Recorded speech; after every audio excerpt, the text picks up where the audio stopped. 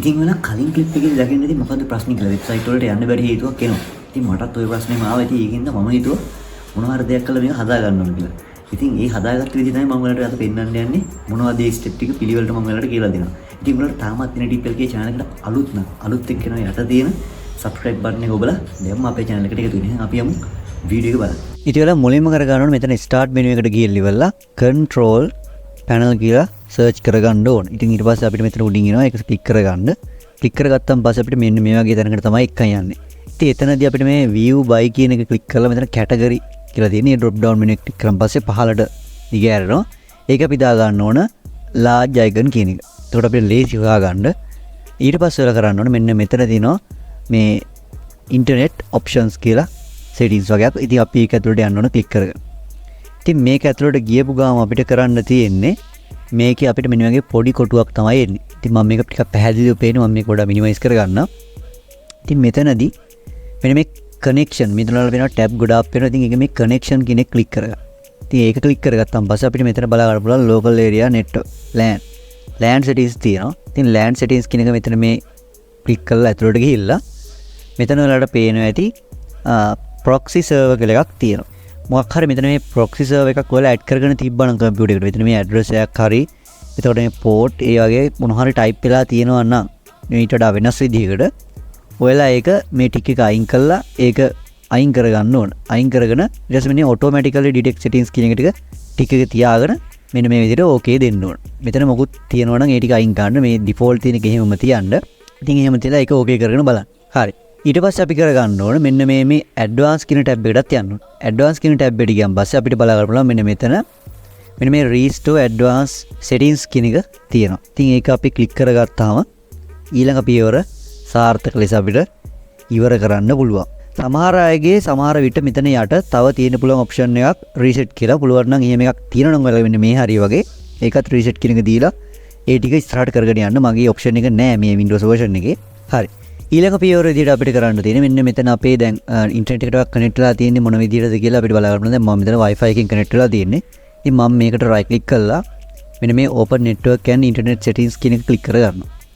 ඉතින් ඒක click කරගත්තාන් පස්සේ ඔයාලට බලා ගන්න පුළුවන් මේ advanced network settings කියන එක යටතේ තියෙන පළවෙනි මාතෘකාවේ change adapter options කියලා තියෙනවා. ඉතින් අපි ඒක තමයි click කරගෙන ඇතුළට යන්න ඕන.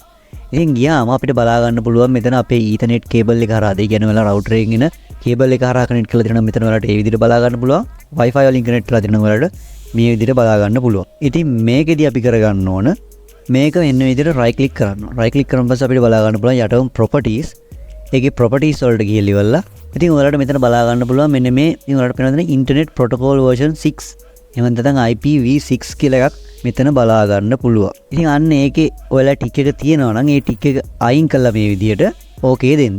හරිද? ඉතින් මම මේක කරන්න යන්නේ නැහැ. ඉතින් ඒක ඔයාලට කරලා බලන්න පුළුවන් පියවරක් විදිහට. ඉතින් ඔයාලා ඒක මෙතන ටික එක තියෙනවා නම් ඒක අයින් කරගන්න. හරිද? ඊට පස්සේ okay කරගන්න ඕන. ඊට පස්සේ අපිට තවත් දෙයක් කරන්න තියෙනවා IPv4 කියලා එකක් ඔයාලට මෙතන බලා ගන්න පුළුවන්. මෙන්න මේක click කරගෙන මේක ඇතුළට යන්න. ඉතින් මෙතෙන්ට ආවන් පස්සේ වෙනම DNS server address ඒ වගේ දේවල් මෙතන දාලා පුරවලා තියෙනවා නම් ඒ ටික අයින් කරගන්න පුළුවන් ඔයාලට. දැන් මෙතන මෙහිම තියෙන්නේ සාමාන්‍යයෙන් මොනාරි පුරවලා දෙනවා. ඔයාලට මේ obtain DNS server කියන එක click කරන් පස්සේ මේ ටික නැති වෙනවා.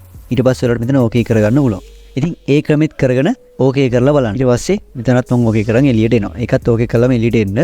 ඊට පස්සේ ඔයාලට මෙතන සරලවම මේ විදිහට disable කරලා ආයපහුව enable කරලා ඔයාලට වෙබ්සයිට් එකට ගිහලා බලන්න පුළුවන් ආයපහුව ඔයාලට ඒ සයිට් එකට සාර්ථකව යන්න පුළුවන්ද කියලා. මම මේක විදිහට enable කරගන්නවා. ඊට පස්සේ මේ විදිහට enable වෙනවා. මම යනවා මෙතන click කරගෙන මෙන්න මේ all settings කියන එකට. එහෙම නැත්නම් ඔයාලට මෙතනින් උනත් settings කියලා type කරලා මේ විදිහට settings open කරගන්න පුළුවන්.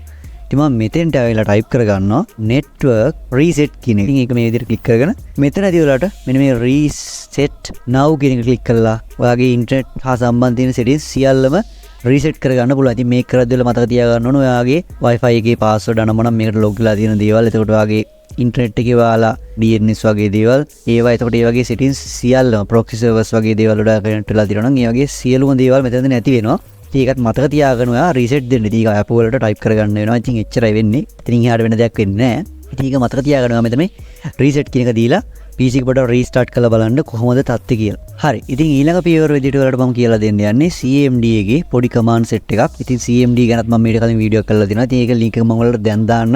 CMD ගැන පොඩ්ඩක් ඉගෙන ගන්න ආසනේ මම පළවෙනි වීඩියෝ එක කරලා දෙනවා. ඒක ගිහිල්ලා බලන්න. ඉතින් ඔයාලා මෙතෙන්ට ගිහිල්ලා මේ start menu එක click කරගෙන මේකේ CMD කියලා type කරගන්න ඕනේ. type කළා මේකට right click කරන්න. එහෙම නැත්නම් ඔයාලට මෙතනත් වැටෙනවා run as administrator කියලා. ඉතින් ඒක click කරගෙන just දිලා ඇතුළට යන්න. ඊට පස්සේ අපිට මේකේ පොඩි command කීපයක් මම ඔයාලට කියලා දෙනවා. ඉතින් මේ command කීපය වල try කරලා බලන්න.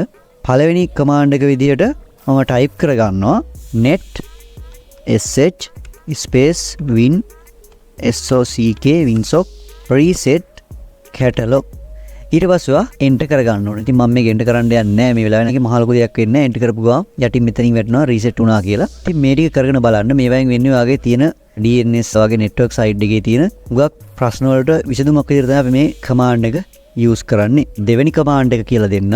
ඒත් netsh int ipv4 reset reset කියලා ගහගන්න.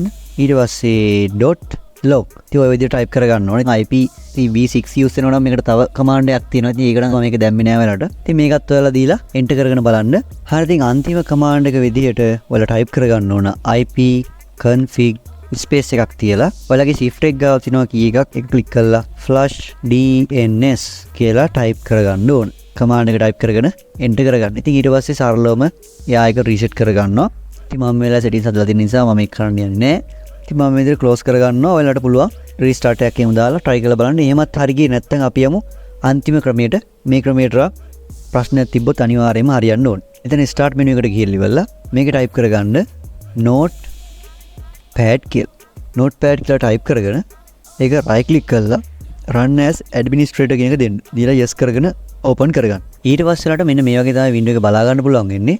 file කියන එකේ open කියන එක click කරගන්න ඕන. ඊට පස්සේ ඔයාලා කරන්න තියෙන්නේ Windows තියෙන partition එක select කරලා this PC එකේ ඒක ඇතුළට යන්නේ. ඉතින් මගේ නම් C එකේ තියෙන්නේ. ඉතින් ඒකේ මම යනවා Windows කියන folder එක ඇතුළට. ඊට පස්සේ ඔයාලට හොයන්න තියෙන්නේ system 32 කියන folder එක. ඉතින් ඒක ඇතුළට මම මේ විදිහට යනවා. ඊට පස්සේ මේක ඇතුළට ගියාන් පස්සේ ඔයාලට බලා ගන්න පුළුවන් file ගොඩක් තියෙනවා. ඉතින් ඒකේ drivers කියන එක select කරගන්න ඕන. select කරනම මම ඇතුළට යනවා. ඊට පස්සේ මෙන්න මෙතන තියෙනවා etc කියලා folder එකක්. අන්න ඒකත් click කරගෙන ඇතුළට යන්න. ඉතින් මේක ඇතුළට ගියන් පස්සේ වලට මොකුත්ම පෙන්නන්නේ නැති වෙයි. ඒකට කරන්න තියෙන වෙලාව මේ text document කියලා මෙතන drop down menu එකක් තියෙනවා. ඒක click කරලා all files කියන click කරගන්න. ඊට පස්සේ අපිට ප්‍රධානම මෙතන බලා ගන්න පුළුවන් host කියලා file එකක් තියෙනවා.